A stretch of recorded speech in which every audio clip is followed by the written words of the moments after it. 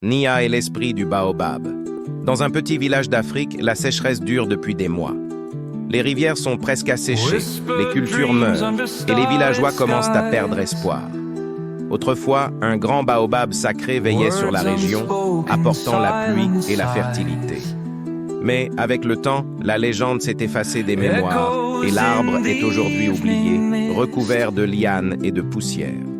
La rencontre de Baowa et du caméléon Baowa, une jeune fille curieuse et courageuse, refuse d'abandonner. Un jour, en explorant la savane, elle trouve un petit caméléon espiègle qu'elle nomme Kadi. Ensemble, ils découvrent le vieux baobab.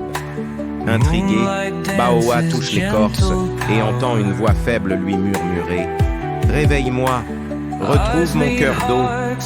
Au village, un sorcier nommé Uboro profite de la sécheresse pour asseoir son pouvoir. Il prétend pouvoir invoquer la pluie, mais en échange, il exige que les villageois lui obéissent et lui offrent leur dernière réserve de nourriture.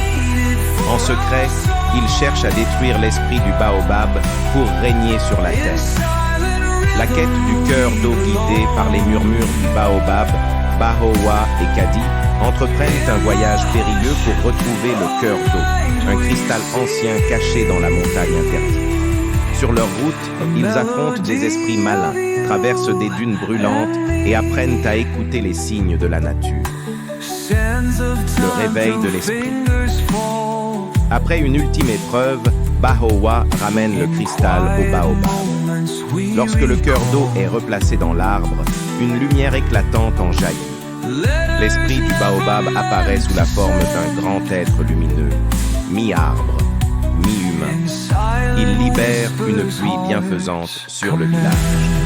La chute du sorcier et la renaissance du village Uboro, furieux, tentent d'attaquer l'arbre avec sa magie noire, mais l'esprit du baobab absorbe son pouvoir. Redevenu un simple homme, il s'enfuit. Grâce à Baowa, la sécheresse prend fin et le village retrouve sa prospérité. Baowa devient la gardienne du baobab et transmet son histoire aux générations futures. Elle a appris que la nature et les esprits doivent être respectés et que même la plus petite des personnes peut accomplir de grandes choses.